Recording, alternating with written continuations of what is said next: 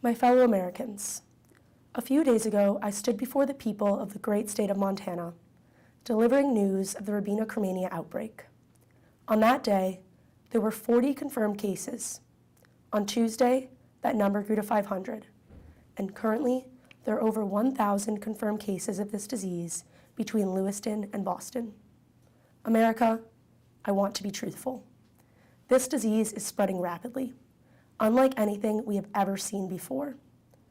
While I commend Governor Gardner for his actions in his home state and for doing something so admirable as suspending his campaign, true leaders must be able to perform a multitude of duties simultaneously. So, I spent the past few days in Lewiston and in Boston.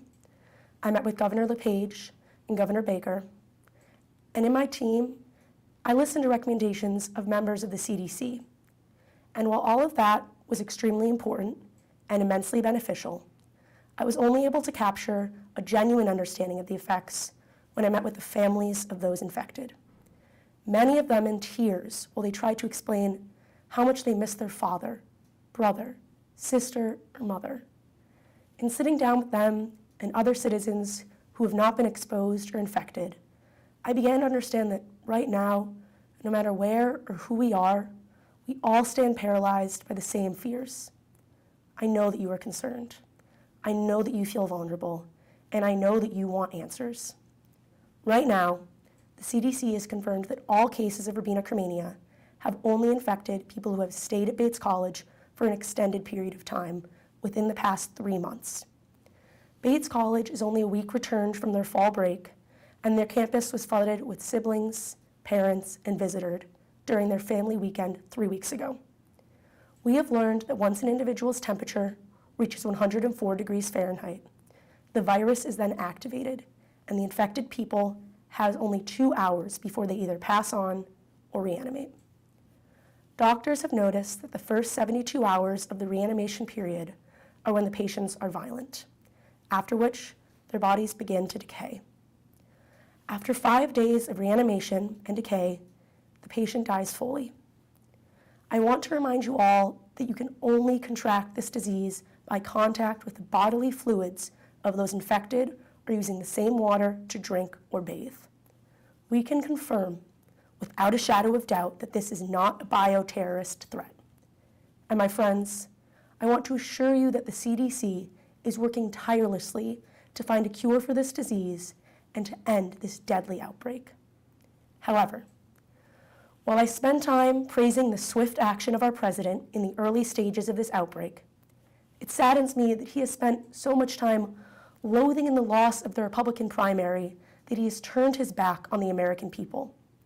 He has sat on the sidelines while each of you fear for the lives of you and your children. So, while he continues to sit, let me offer a few suggestions.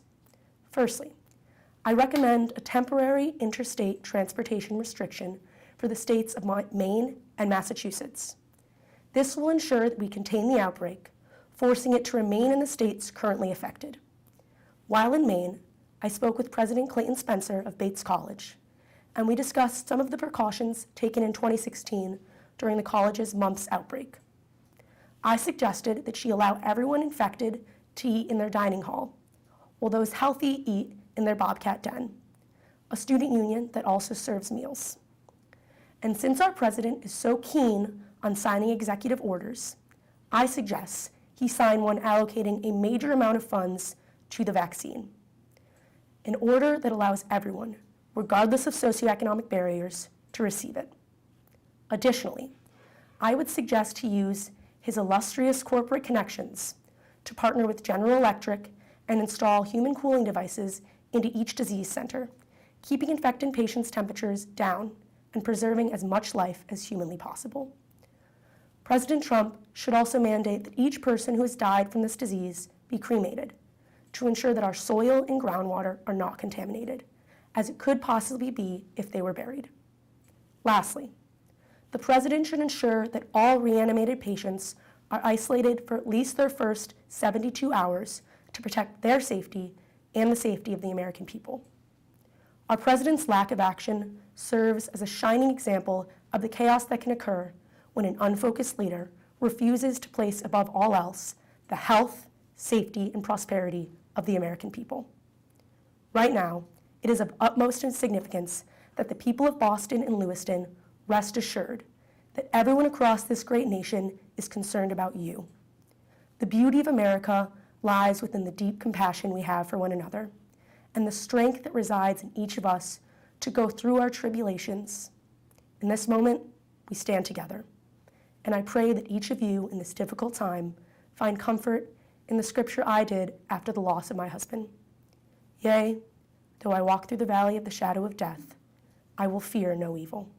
For God is with me, Lewiston, Boston. God is with you.